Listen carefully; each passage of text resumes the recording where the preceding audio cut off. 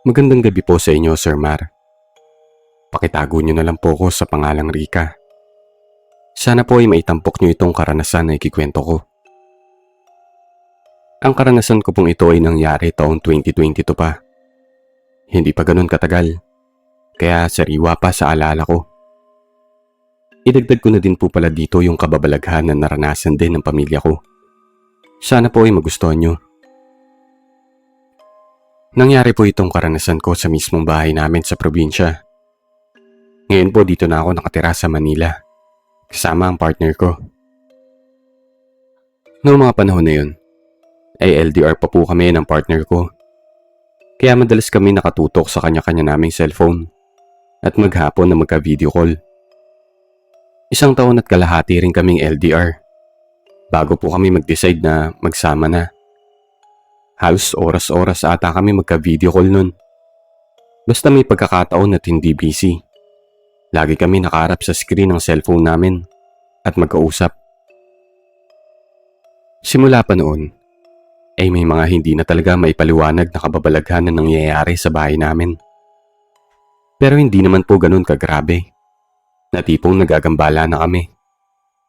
Pero sa mga ganoong pagpaparamdam, ay may iniiwan pa rin namang itong takot sa amin. Simulan ko po ang storya noong una akong makaranas ng kababalaghan sa bahay. Hapon po noon, habang nakatambay ako sa sala ng bahay at kausap yung partner ko. Bigla na lang akong may napansin na tumakbo papasok sa kwarto namin. May pinto po kasi sa sala namin na nakakonekta papunta sa mga kwarto ng bahay.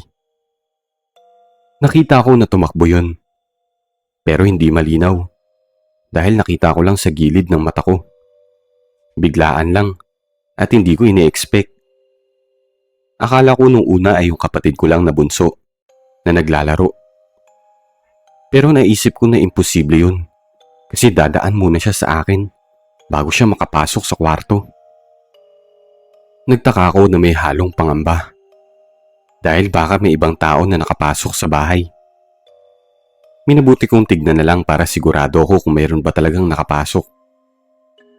Nung sinundan ko kung saan yun pumunta at silipin sa loob, bigla na lang akong kinilabutan. Dahil wala akong nakitang tao sa loob. Chinek ko pa yung loob ng mga kwarto. Pero wala talaga. Kaya dali-dali akong bumalik sa sala. Natakot ako. Kasi madilim ng mga oras na yun. Tanghaling tapat kasi kaya nakapatay yung mga ilaw sa loob ng bahay. Meron namang kwento ang tatay ko na noong minsan daw na umihi siya sa likod bahay namin. Sabi niya ihing-ihi na daw siya nun. Hindi raw siya makaihi sa CR namin dahil may tao daw ng mga oras na yun. Para na daw siyang maiihi sa salawal. Kaya dali-dali siyang pumunta sa likod bahay namin. At doon na lang nagpakawala ng tawag ng kalikasan. Paggabi ay madilim yung parte na yun ng bahay namin. Dahil walang ilaw roon. May kanal naman doon kaya ayos lang na umihi. At wala rin namang makakakitang ibang tao. Ang kwento ni Itay, na habang umiihi daw siya, bigla na lang siyang napatigil. Dahil may sumulpot raw na babaeng nakaputi sa harap niya. Ilang metro lang raw ang layo ng babae sa kanya. Hindi na daw niya kayang pigilan yung ihi niya ng mga oras na yun. Kaya bahagya na lang siyang tumagilid. Pero nang tignan niya daw ulit yung babae, nagulat na lang siya. Dahil bigla raw itong nawala. Kisap mata lang daw. Dahil alam niyang imposibleng mangyari yung ganun lang kabilis na pagkawala ng babae.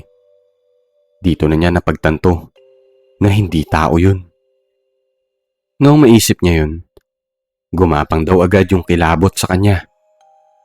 Minadali niya daw yung pag-ihi niya. Dahil sa takot na baka bigla muli sumulpot yung babae. At baka sa pagkakataong yun sa harap niya na mismo ito magpakita. Yung kapatid ko naman na lalaki, may kwento din. Noong minsan daw na magpuyat siya kaka-computer sa sala namin. Kwento niya, habang naglalaro daw siya sa computer, bigla na lang daw siyang natigilan. dahil may naramdaman daw siyang kumalabit sa balikat niya.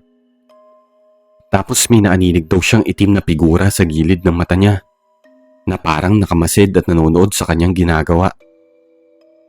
Akala niya isa lang sa amin yung gumawa nun, kaya lumingon daw siya. Pero noong paglingon niya, wala daw siyang nakitang ni isang tao. Inikot pa daw niya yung paningin niya sa sala, pero wala talaga siyang nakitang iba. Sa takot niya daw, ay pinatay niya na yung computer at natulog na lang. Nasanay na lang kami sa mga ganoong pagpaparamdam sa bahay namin. Hinahayaan na lang namin ito dahil hindi naman kami sinasaktan. Occasional lang din naman yung pagpaparamdam sa amin. Kumbaga once in a blue moon lang. Pero isang beses, naranasan ko na hindi lang pagpapakita yung ginawa ng multo sa bahay namin. Isang gabi, kausap ko yung partner ko sa cellphone. Magka-video call kami ng mga oras na yun, na araw-araw naman namin ginagawa. Kakatapos lang namin maglaro ng mobile games. Yun kasi ang parang naging bonding na namin ng partner ko. Dahil nga sa LDR kami. Pagtapos namin maglaro, napagpasyahan naming manood ng movie sa Watch Together dati sa Messenger. Kung hindi ako nagkakamali, alas 12 na ata noon ng ating gabi. Habang nanonood kami ng movie, nakaramdam na ako ng antok. Kaya inayos ko na yung higaan ko at naghanap na ng pwesto kung saan komportable ako makakatulog. Napapapikit na yung mata ko nun. Pero maya-maya lang, bigla akong may narinig na tumatawag sa pangalan ko mula sa labas ng kwarto. 2 beses akong tinawag, kaya agad akong napamulat. Narinig ko na boses yun ng nanay ko. Hinihintay kong buksan ng nanay ko yung pinto para silipin ako kung natutulog na ako. Ganun kasi yun minsan pag nagigising siya ng hating gabi at naririnig pa niya ako nagsasalita.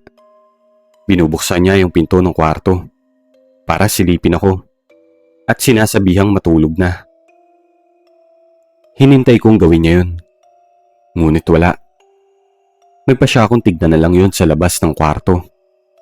Baka kasi may kailangan siya. Pero pagbukas ko sa pinto, wala akong nakitang tao doon. Medyo kinilabutan ako, kaya agad kong sinara yung pinto.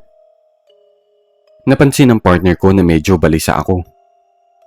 Tinanong niya ako kung bakit parang may iniisip ako. Ayaw ko matakot siya kaya sinabi ko na lang na wala. Hindi naman siya naniwala sa sagot ko. Kaya pinilit niya pa ako ng pinilit na tanungin kung may problema ba. Hanggang sasabihin ko na lang din sa kanya kung bakit. Sinabi ko na may narinig akong tumatawag sa pangalan ko na parang boses ni inay. Akala ko isasabihin lang niya na huwag ko na pansinin at baka guni-guni ko lang yun. Pero sabi niya ay narinig din daw niya na tinatawag nga ako. Lalo tuloy ako natakot sa sagot niya. Nawala na din yung antok ko ng mga oras na yun. Nagpatuloy na lang ulit kami sa panonood para makalimutan ko yung narinig ko. Hanggang sa nakatulog na lang din ako. Kinabukasan, ang unang pumasok sa isip ko ay tanungin ng nanay ko kung tinatawag niya ba ako kagabi. Sinabi ko pa na bandang alas 12 ng ating gabi. Pero ang sabi niya ay hindi naman daw siya nagising. Dire-diretso lang daw yung tulog niya hanggang umaga. Natahimik na lang ako sa sagot niya. Pero hindi kasi ako pwedeng magkamali. Dahil kilalang kilala ko yung boses ng nanay ko. Ang tanong lang sa isip ko, kung hindi yun si inay, sino yung tumatawag sa pangalan ko? Tinanong ng nanay ko kung bakit ko daw tinatanong. Kwinento ko na lang din sa kanya. Sinabi ko kasi na may narinig ako na tumatawag sa akin. Boses kako niya yung naririnig ko. Pero imbis na matakot sa kwento ko, kinagalitan pa ako nito. At sinabing yun ang nakukuha ko sa pagpupuyat. Isang beses ko lang naman naranasan yun. Hindi ko alam kung talagang dahil sa puyat lang yun o sadyang may mapaglarong espiritu lang sa loob ng bahay namin. Pero yung sunod na karanasan ko, ang hinding-hindi ko makakalimutan. Gaya po ng sinabi ko kanina, ay LDR po kami ng partner ko. Kaya araw-araw kami magka-video call. Noong mga panahon na to, nakalimutan ko na po yung naranasan ko na tinatawag ako ng kung sino. Isang gabi, as usual, magkausap pa rin kami ng partner ko. Pero habang nag-uusap kami, bigla na lang siyang natulala. Napahinto siya sa pagsasalita. Kahit magka-video call lang kami, ay kitang-kita ko yung mukha niya na parang namumutla at gulat na gulat. Tinanong ko kung bakit siya nakatulala. Pero hindi siya sumasagot. Nakatatlong tawag siguro ko sa pangalan niya bago siya bumalik sa ulirat. Sabi niya wala lang daw. Tapos bigla siya nag-aya na manood ng movie. Hindi ko naman na siya kinulit pa nung gabi na yun dahil baka may pinoproblema lang siya. Kinabukasan, habang nag-aalmusal ako, nag-chat bigla yung partner ko. Ang umpisa ng message niya ay huwag raw ako matakot sa sasabihin niya. Hindi ko alam kung anong sasabihin niya, pero kinakabahan pa din ako. Baka kasi kung ano na yun. Sinabi ko na pipilitin ko na lang na huwag matakot. Tinuloy niya yung pagchat-chat. Ako naman kabado nung nakikita kong typing na siya. Pag-pop up ng message ng partner ko, binasa ko agad yun. Pero grabe na lang yung takot ko nang matapos ko yung basahin. Ang sabi niya, nung magkausap daw kami kagabi, nakita niya raw na bumukas yung pinto ng kwarto ko. Napatingin daw siya dun. Pero pagtingin niya daw, may nakita raw siyang babaeng sumilip mula roon. Ulo lang daw yung nakikita niya. Mahaba raw yung buhok ng babae. Tapos sobrang puti daw. Nakasilip raw yun ng mga ilang segundo bago dahan-dahang nawala. Grabe yung kilabot ko nung mabasa ko yun. Nagtayuan talaga yung mga balahibo ko.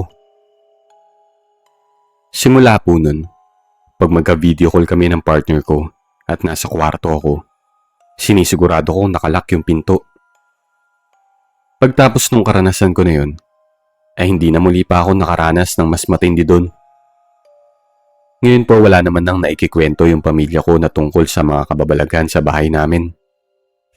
At sa awa naman ng Diyos, ay hindi na ako nakakaramdam ng kakaiba pag bibisita kami doon.